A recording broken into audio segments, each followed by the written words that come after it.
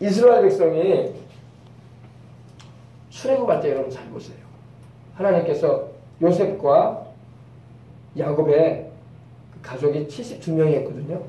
이스라엘 백성들이 애굽 땅으로 가잖아요.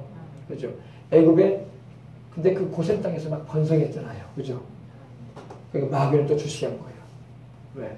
이 자손 가운데 메시아가 또 태어난다고요. 여의자의 후손이 분명히 태어날 텐데 해가지고 바로 왕을 동원해가지고 아예 아이들을 다 죽이잖아요. 남자아이가 태어나면 다 죽여라. 그러지 않습니까? 그것만이 아니에요. 또 에스더서에 들어가 보세요. 여러분. 하만이라는 이 아말렉 족속을 통해서 태어난 이 에서의 자손이 에서의 그 자손이 태어났는데 이 하만이라는 사람이 또 어떤 일을 벌입니까?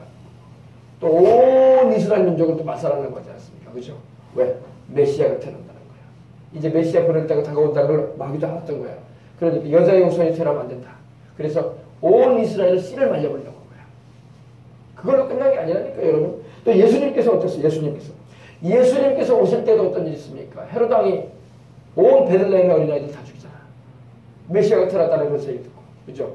그 배경에 마귀가 역사한 거예요. 마귀가 그 당시 정치 권력자를 사용해서 탐욕을 일으키고 또 분을 일으켜가지고 세상에 태어나신 메시아 오심을 막고 또 오실 메시아에 대한 믿음을 저버리게 만들려고. 알겠습니까? 그래서 이 요한계시록 12장을 보면은 그 해를 입은 한 여자가 나오는데 12별의 면류관을 쓰고 있는데 그 여인이 바로 이스라엘 민족을 말하는 거예요. 왜? 메시아이신 여자의 후손으로 오시게 되는 예수님을 탄생시킨 민족이 이스라엘 민족이거든요. 하나님은 이스라엘 민족을 통해서 메시아를 보내겠다고 하셨거든요. 유다 지파의 자손을 통해서 보내시겠다고 하셨고 다윗의 혈통으로 보내겠다고 하셨거든요. 아브라함의 자손으로 보내겠다고 하셨거든요. 그러다 보니까 역사에는 마귀는 여인의 후손이 태어나게 되고 여인의 후손이 오면 내 머리는 박살난다. 그걸 알았기 때문에 예수님의 탄생을 막기 위해서 부단히 애를 썼지만 하나님의 뜻은 이루어집니다. 아멘. 아멘. 여러분 어떤 시련과 문제가 다가온다고 해서 우리가 좌절하고 낭망하고 그럴 게 아니에요. 우리 주님께서는 그 뜻을 반드시 이루십니다. 아멘. 우리 주님의 뜻은 반드시 이루어져요. 아멘. 우리가 주를 믿는 믿음만 가지고 있으면 때와 시기는 하나님이 알아서 하시겠지만 주님의 뜻은 반드시 이루어진단 말입니다. 아멘. 주님은 한 번도 실패한 적이 없으신 분이야. 전능하신 하나님이 왜 마귀한테 지겠어? 아멘. 그러므로 여러분 우리 인생사의 모든 일을 하나님의 뜻대로 되어지는 것을 여러분이 선언하고 나가는 거예요. 인생을 살아갈 때. 아멘. 우리 가정에, 자녀에, 내 삶에, 내 직장에, 내가 살아가는 나날 가운데 저 천국에 들어가는 그날까지 주님의 뜻은 반드시 이루어진다. 아멘. 그러니까 여러분 오늘 이 말씀을 여러분 들을 때 우리가 담대하게 얘기할 것은 마귀가 나를 시험한다 할지라도 시험을 받게 된다 할지라도 환난을 내가 당한다 할지라도 반드시 우리는 이길 수 있다 이겁니다. 아멘. 아멘. 그래서 이 고린도전서 15장에 보면 바울이 이런 말을 합니다. 그러므로 형제들아 견고하며 흔들리지 말며 더욱 주의 일에 힘쓰는 자들이라. 아멘. 이는 너희 수고가 주 안에 삭되지 아니하는 줄로 알미니라. 그 말을 하기 전에 바울이 이럽니다. 우리 주 예수 그리스도로 말미암아 우리에게 이김을 주시는 하나님께 감사하노니. 이김을 주신다는 거야. 아멘. 우리 하나님은 우리에게 이김을 주신다는 걸 잊지 마시고 기도하시기 바랍니다. 네. 때로는 내 뜻대로 되지 않는다라고 우리가 좌절하고 주저앉으려고 할 때 그렇지 않아요. 내 뜻이 아니라 하나님의 뜻이 이루어질 거야. 아멘. 그러니 주의 뜻대로 되어지이다 선포하면서 우리는 기도하면서 나가는 것입니다. 근데 여기서 물론 이 시대에 이제 이 서머나 교회의 이 10일 동안의 환란은 뭘 말하냐? 이거는 로마의 10대 황제들을 통해서 거의 300여 년 동안에 내리 예수님을 믿는 사람들을 핍박해서 예수님을 믿지 못하도록 이렇게 그 당시 네로 황제로부터 시작해가지고 그 전에 있었던 황제 가운데 한 사람이 티베리우스 황제라는 사람인데 이 사람이 바로 아우구스투스 황제의 아들이자 사위이기도 한데 이 사람은 자신을 살아있는 신으로 여겼어요. 이게 참 제정신이 아닌 사람들이 많았어. 그죠? 요 사이에 이단 사이비들이 막 인간이 돼가지고 신이라고 막 하기야 김일성도 지금 그 짓을 했는데 뭐 할 말이 없지 뭐. 그죠? 네. 사람이 어떻게 신이야? 사람은 사람이지. 네, 그죠? 그 당시에도 로마 황제들이 그랬단 말이에요. 자기가 신이라고 이렇게 여겨서 심지어 자기한테 제사를 드리라고 했던 시대였었어요. 그리고 로마 황제들이 거의 다는 그렇게 안 했지만은 거의 대부분이 그걸 막 주장했어요. 왜? 자기의 권력을 강화시키기 위해서. 이제는 모든 종교를 없애버려라. 내가 신이다. 내가 바로 주고, 이 퀴리오스라는 말인데 내가 바로 모든 것의 주인이다 이 말이에요. 그리고 내가 바로 신이다 이렇게 칭하면서 수많은 그 백성들을 속이고 이렇게 했던 것을 우리는 알 수 있는 것입니다.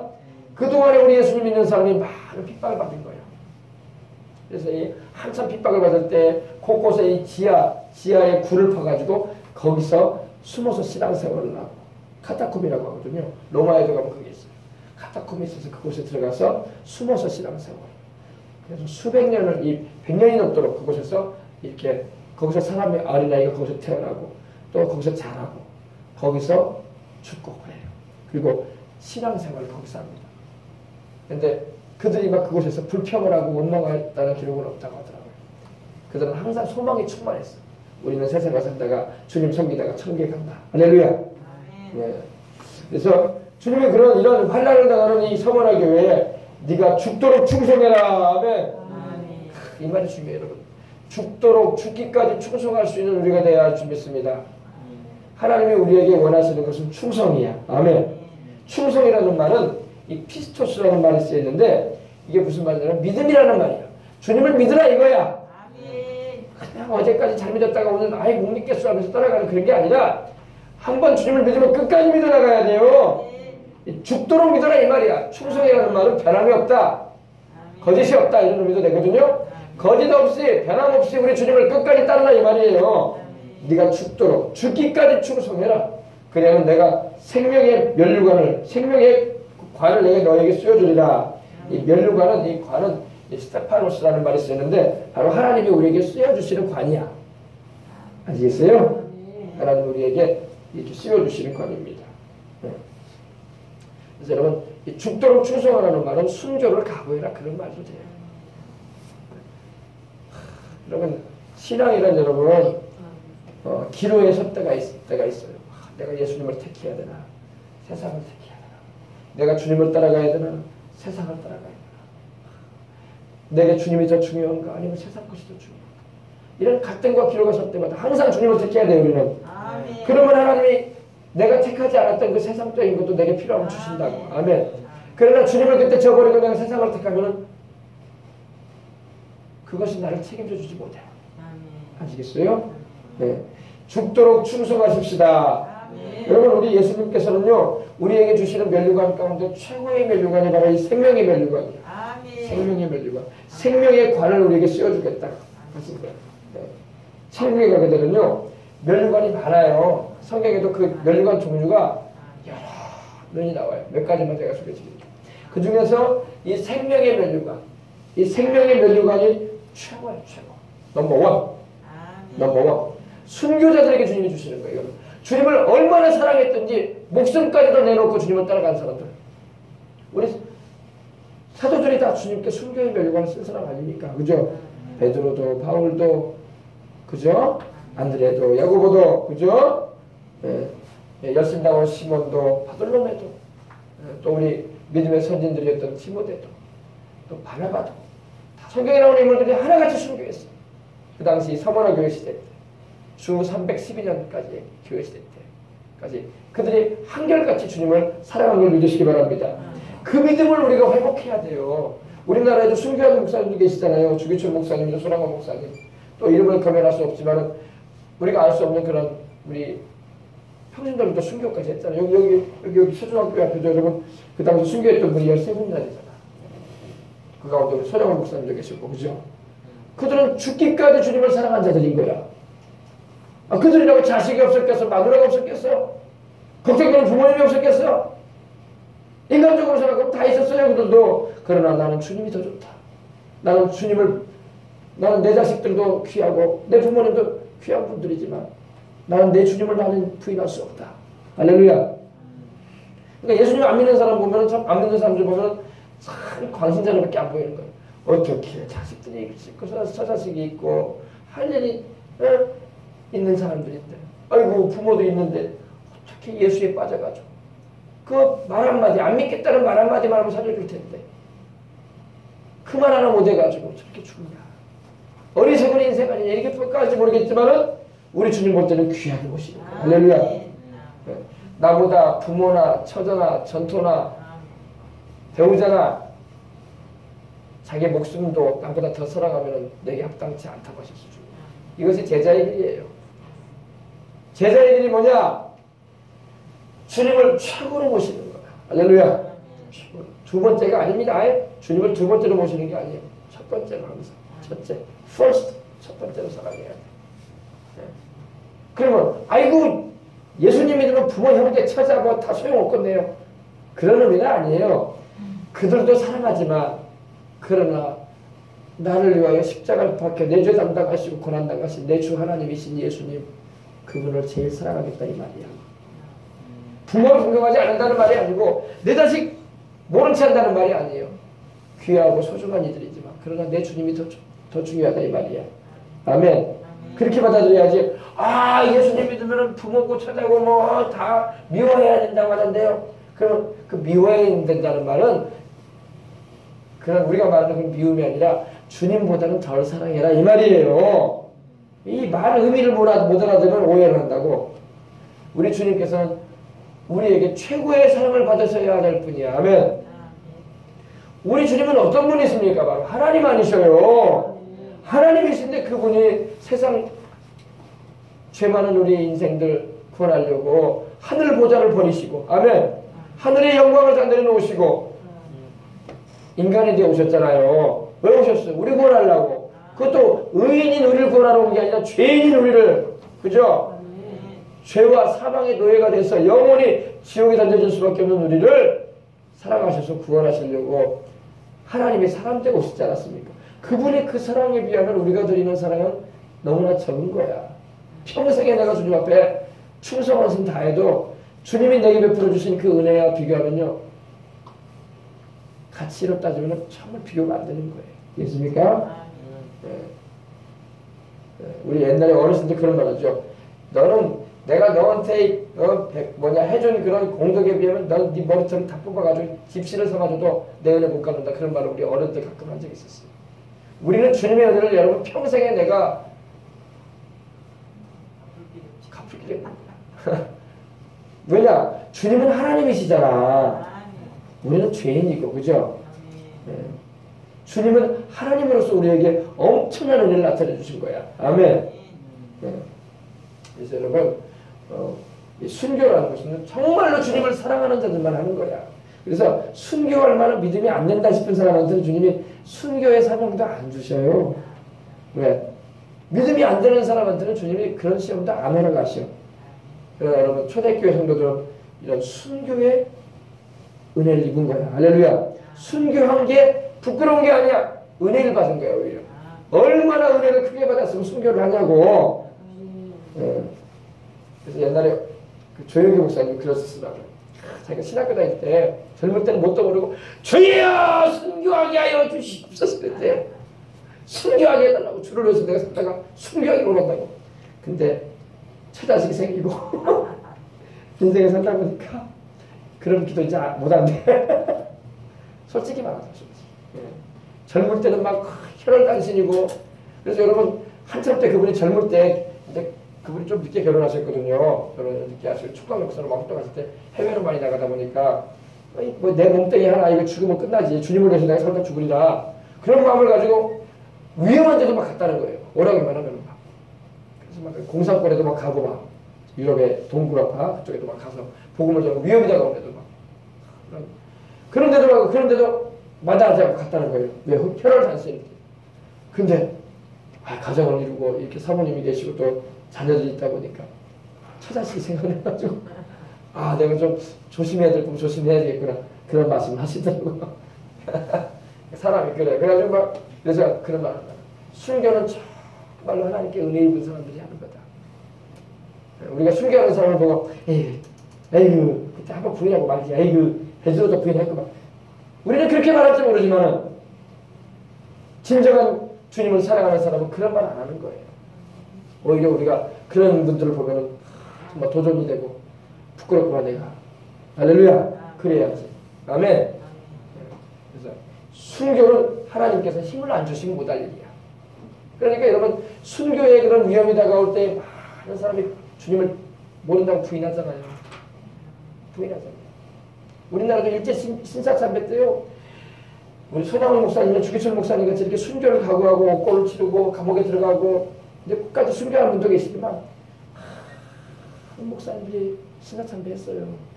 그거 회개해야 돼. 시스템이 많이 있어. 우리가 그 시대에 앙탈났으니까 막 손가락질 할지 모르겠지만 그렇지 않아요. 우리도 만약에 지금 그런 상황에 막다다치면요, 맞부딪히면요, 우리도 정말 순교한다는 게 쉬운 일이 아니라는 거야. 우리가 참으로 심중에 회개해야 할 줄입니다. 정말 하나님, 주님, 우리가 뭐 지금 순교할 그런 나라는 아니에요. 그런 일은 없지만은 그런 순교자의 그 정신만은 우리가 가져야 돼. 나는 내 목에 칼이 들어가도 난 예수님 부인하지 않으리라. 할렐루야. 내가 내 인생 7, 80, 8, 90까지 못 살아도 내가 젊어서 세상을 떠난다고 해도 주님을 부인하지 않고 내가 세상을 떠나리라. 할렐루야. 우리 주님을 정말로 사랑하는 우리가 되어야 줄 믿습니다. 그래서 이 생명의 면류관을 내게 주리라.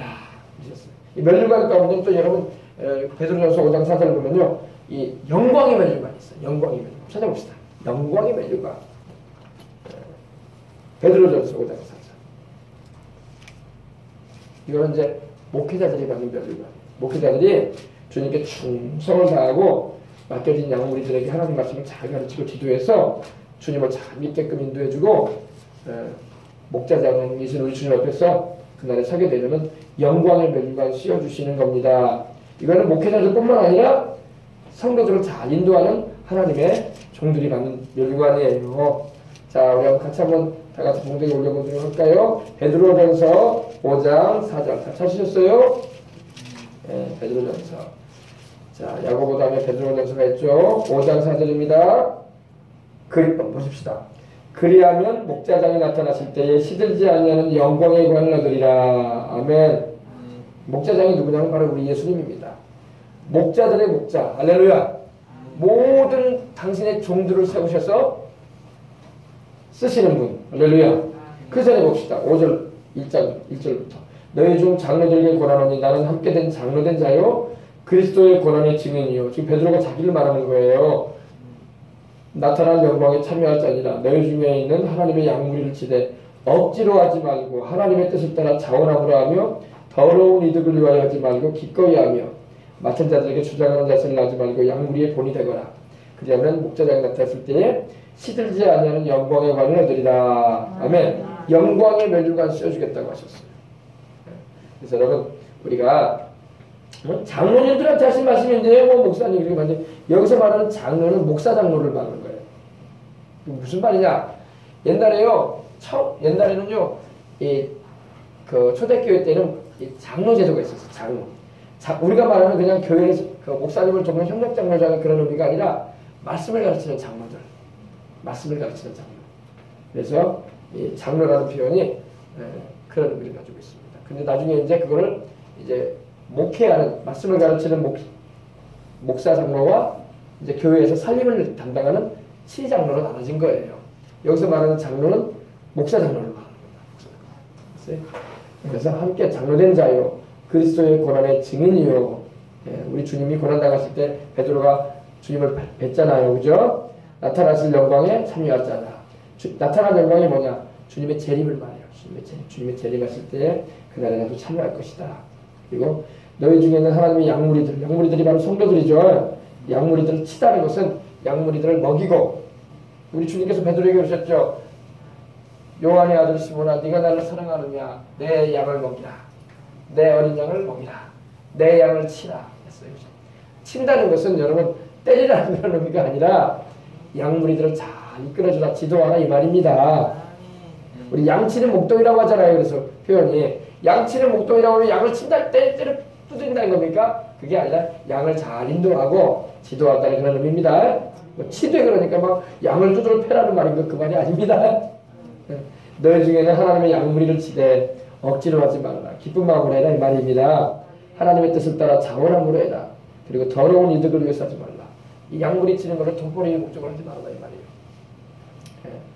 돈벌이가 목적이 되버리면 안 돼요. 주의 종의 길은 말씀을 잘 가르쳐서 양무리들이 하나님의 말씀에 좋은 꼴, 살찐 꼴을 먹게 해서 영혼이 잘 되게 해주고 할렐루야. 주님 나라를 위해서 일하게 만들어주고 금생과 대생의 약속이 있게 인생을 설계해주고 영혼의 유익과 혜택을 제공해줄 수 있는 것이에요.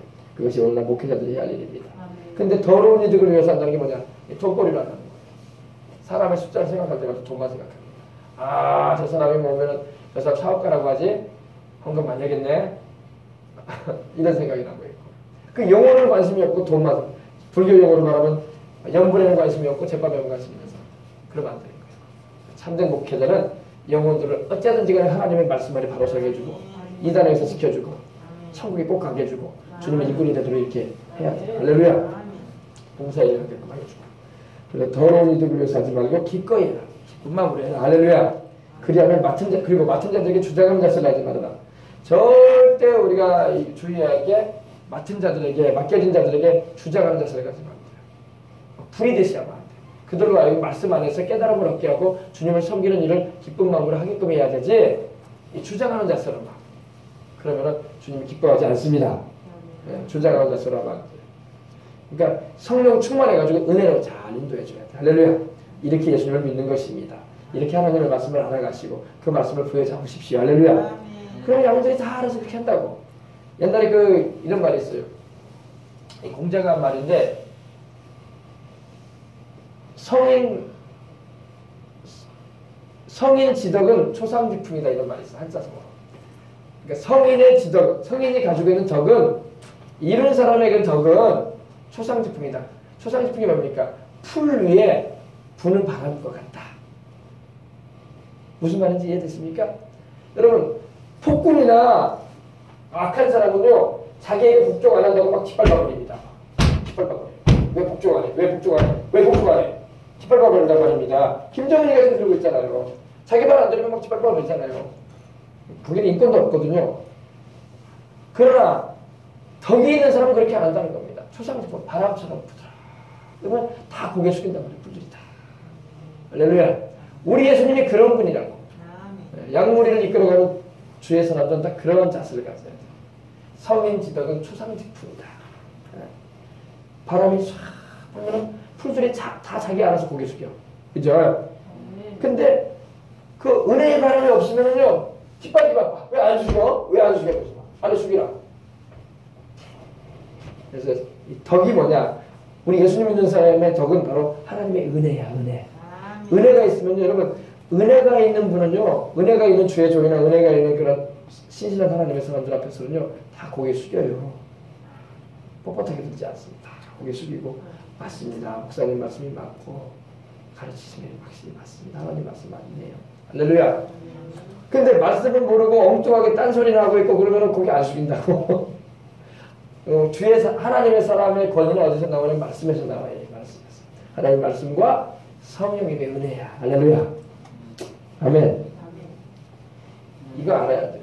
교회가 사람이 많이 모였다, 건물이 크다고 해서 그 목사님을 존경하는 시대가 아니에요, 지금은요. 왜 제가 이 말을 하냐면요, 대형교회 목사님들이 너무 많은 욕을 얻어먹으니까 안 믿는 사람들은 별로 존경 안 해요, 목회자들을. 그러나 여러분, 우리가 어떤 덕을 갖춰야 되냐? 내가 성도들 앞에서 어떤 덕을 갖추냐? 내가 주일학교 선생님으로서, 아니면 내가 성가대원으로서, 내가 남을 가르치거나 지도하는 입장에 있어서 어떤 덕을 갖춰야 되냐? 바로 성령님의 은혜가 있어야 돼. 할렐루야. 그리고 말씀 안에 굳건히 서 있어야 돼. 그럼 그게 덕이 돼가지고 다 순종한다고. 아멘. 억지로나 주장하는 자세를 가지고 가면 안 돼요. 양무리들의 본이 되어주는 거예요. 무슨 본이 돼? 기도하는 본을 보여주고, 말씀을 다 순종하고 그 말씀대로 살아가는 그런 본을 보여주고. 부모도 그래. 부모도 자식한테, 여러분, 자기는 기도 안 하면서 자식들한테 기도해라 이 새끼다. 그래 봐. 기도하겠는가 애들이. 속으로 그런다고요. 엄마나 기도하라고, 아빠나 기도하라고. 자기는 기도도 안 하면서 말은 안 해. 애들이 혼나니까, 두들 맞으니까. 그런 말 할 정도가 되면 얼마나 아버지가 무섭겠어. 그죠? 자기는 기도 안 하면서 딱이나 기도하라고 해요. 목사도 그래요. 교회에서 목사가 기도도 안 하면서 기도하시죠, 기도하시죠 말이야. 교회 가서 기도 안 하냐고 도대체. 자기는 5분 10분도 안 하고 그냥 그러면서. 그러면 성도들이 기도하겠어요. 그죠? 성도들한테 기도하라고 하기 전에 자기가 기도를 많이 하는 모습을 가지고 보이기 위해서 하는 건 아니지만 벌써 기도하면 그 목소리부터가 다르거든요. 목소리가 굵어졌다는 그런 의미가 아니라 그 목소리에 하나님의 임재가 있다고 주의 메시지가 전해질 때마다. 할렐루야. 제가 오늘은 기도를 많이 못했던 게 사실이에요. 근데 아무튼 그런 게 있어요. 저도 설교를 하다 보면요. 정말 성령 충만해서 설교를 하잖아요. 그럼 내가 은혜 받아 그 메시지. 여러분들이 은혜 받는 게 아니라 내가 은혜 받아. 내가 은혜 받아가지고 내가 기쁘고 내가 즐겁고 내가 은혜로 많이 하면 막 영혼이 복돼요. 근데 내가 기도하라고 말씀을 전하면 막 은혜가 안 되지. 할렐루야. 그래서 항상 이 기도를 해야 돼. 그러니까 우리가 본이 되어줘야 돼. 아멘. 여러분들 본이 되시길 바랍니다. 너 왜 기도 안 하냐? 나만 기도 안 하냐? 기도 안 하냐? 그러지 말고 본인이 기도하는 모습을 항상. 일부러 보이려고 할 필요는 없어. 그러나 항상 기도하는 그런 자세로서 살아가시길 바랍니다. 자기는 성경 말씀 하나도 한 구절도 안 읽으면서 너는 왜 성경 안 읽냐? 너는 왜 성경이 안 읽냐? 읽으라고 했지? 읽으라고 했지? 그래서 그러면 안 된다고. 자기가 성경을 읽어가면서 할렐루야. 어린애들 공부시킬 때도 그래요. 자기가 책을 읽는 모습을 보여주고 또 하다못해 신문이라도 하나 따오들 보면서 독서하는 모습을 보여주면 자녀들도 자연스럽게 본받아 간다고요. 그죠? 자기는 막 집에 들어오자마자 그냥 텔레비전 리모컨 찾기 바쁘고 컴퓨터에 앉아가지고 바둑 두기 바쁘고 그러는데 무슨 자식들이 공부를 하고 있어요. 똑같이 따라가지. 양무리들의 본이 되라 이 말이에요. 그 목회자는 기도의 본, 말씀 안에 거하는 본, 그리고 순종하는 본. 특별히 요즘 요 사이에 시대는 권위에 대한 순종이 없는 시대가 되고 있어요. 큰일 났습니다. 예, 하나님의 세우신 권위에 대해서 순종하는 그런 본. 할렐루야. 예, 나라에 있어서도 그렇고 여러 가지 사회에서도 그렇고 직장에서도 그렇고 세워진 권위에 대해서 질서를 잘 지켜주는 모습들. 그러면 다 그걸 본을 받는다고요. 아 그렇구나. 예. 할렐루야. 그럴 때 주님께서 영광의 관을 주셨던 것이었습니다. 그 다음에 또 무슨 면류관이 있을까요? 디모데후서 4장 8절. 사도 바울이 말한 면류관이 있습니다. 디모데후서 4장 8절을 펴주시기 바랍니다. 디모데후서는 디모데전서 다음에 있죠. 데살로니가전서 다음에 있습니다. 오늘 면류관 얘기를 좀 드려야 되겠습니다. 이것이 우리가 장차 받을 면류관입니다. 8절입니다. 이제후로는 나를 위하여 의의 면류관이 예비되었으므로 주 곧 의로우신 재판장이 그날에 내게 주실 것이며 내게만 아니라 주의 나타나심을 상고하는 모든 자에게니라. 아멘. 이제후로는 나를 위해서 의의 면류관이 예비되었다. 의의 면류관. 주를 위해서 의롭게 사십시다. 우리 주님이 우리의 의로움이세요. 의의 면류관이 예비되었으므로 주 곧 의로우신 재판장이 바로 우리 주님을 말하죠. 그날에 내게 주실 것이며 나뿐만 아니라 주의 나타나심, 다시 말해서 우리 주님의 재림을 사모하는 모든 자에게 주님이 씌워주겠다는 겁니다. 이 의라는 것은 믿음으로 얻는 의예요. 믿음을 지키는 자에게 주시는 거야. 믿다가 포기해버리고 주님 따라가버리면 의의 면류관을 쓰지도 못하고 천국에도 못 들어가요. 의의 면류관을 고사하고 천국에도 못 들어가. 예수님이 나의 의로움이 되신다는 거. 할렐루야. 예수님의 십자가의 피로 내가 죄를 용서받게 되고 하나님 앞에서 내가 어여시 섰게 되는데 그 의의 면류관에 대신 의의 면류관을 바로 하나님이 씌워주겠다는 겁니다. 의로우신 재판장이신 하나님께서 그날에 주실 것이다. 내게만 아니라 주의 나타나심, 주님의 다시 오심을 이 나타나심은 파루시아라는 말인데 주님께서 오실 때에 주님이 재림에 오실 때에 주님의 그 재림을 사모하고 여러분 예수님의 재림을 사모해야 돼요. 신부가 신랑의 몸을 사모해야 되는 것처럼. 첫사랑 때 어떤 연애 시절에 막 서로 만날 때는 막 밤낮을 가리지 않고 만나지 않습니까? 그리고 신혼 때 어떻습니까? 남편이 늦게 들어오면 막 잠을 안 자고서도 남편을 기다리는데 언제부터니까 오든지 말든지 돈이나 잘 붙이면 되고 나는 참는다. 그렇게 사랑이 식어져 버린다고. 우리 주님을 향한 사랑이 식어지면 안 돼요. 우리 신랑 되신 우리 예수님 오실 때에 그날 밤에 기름 등불 준비해가지고 주님 맞이할 준비하라고 했는데 그죠?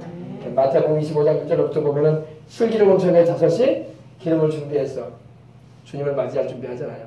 미련한 천에 5은 신랑이 온다는 얘기를 듣고도 기름은 준비하지 않고 등만 준비했어요. 그죠? 나중에 기름이 떨어져 버리니까 기름을 어디서 구해가지고 와보니까 없어. 주님 이미 문이 닫혔어요. 그죠? 주님 오실 때까지 기름은 뭘 말하냐? 기름은 성령의 은혜야. 성령이 내 안에 항상 계셔서 성령께서 우리를 주님 오실 때에 우리 영을 깨우셔서 주님을 맞이하게 하신단 말이에요. 우리를 끌어올리시는 분이 바로 성령이시란 말이야. 성령님을 항상 모시고 살아가야 됩니다. 그 다음에 또 어떤 면류가 있나 보십시다. 고린도전서 9장 25절. 고린도전서 9장 25절. 말씀에 있는 것만 제가 여러분에게 말씀드리는 거예요. 성경에서 오는 면류관을 내가 말하면 내가 복음이 된 것이지. 그죠? 성경에 있었기 때문에 여러분에게 그대로 전하고 우리가 이러한 면류관을 받아야 할 줄 믿습니다.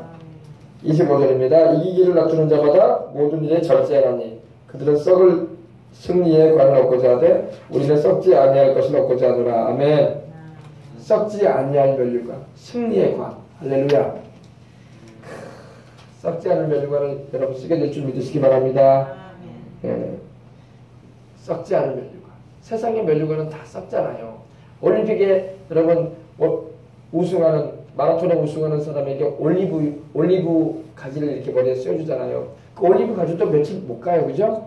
시들어 버리고 썩어 버리고 말아요. 그러나 하나님께서 우리에게 씌워주신 승리의 면류관은요 썩지 않아 영원히 빛나는 면류관입니다. 아멘.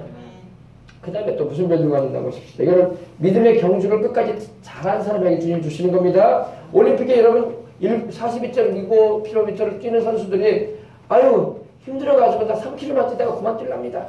아이고 지쳤습니다. 30km 뛰었습니다. 아이고 100m 당겨놨는데 도저히 못 뛰겠네요. 나 그만하랍니다. 그런 사람한테는 면류관이 없는 거야. 끝까지 달려야 돼. 아멘. 끝까지 예수님을 믿고 일념으로 그런다고 하더라고요. 정말 여러분이 달리는 사람이요 정말 그만 달리고 싶대. 어떤 지점에 이르면 그만 뛰고 싶다. 너무 지쳐버리니까 내가 왜 마라톤을 해가지고 내가 왜 이걸 하는가 할 정도로 막 의구심이 자기 스스로 막 의아심을 가져야 할 정도로 막 너무 힘드니까. 그러나 그것도 인내로 이겨내야 돼. 그리고 꼬린 지점까지 들어가야 되는 것입니다.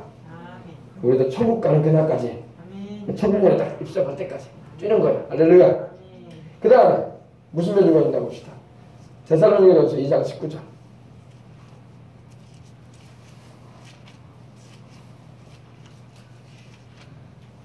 데살로니가전서 2장 19절입니다. 면류관 얘기만 오늘 해도 여러분에게 도전을 주는 겁니다. 2장 19절. 우리의 소망이나 기쁨이나 자랑의 면류관이 무엇이냐? 그가 강림하실 때 우리 주 예수 앞에 너희가 아니냐? 아멘. 우리의 소망이나 기쁨이나 자랑의 면류관. 여러분 자랑의 면류관이 있어. 자랑의 면류관.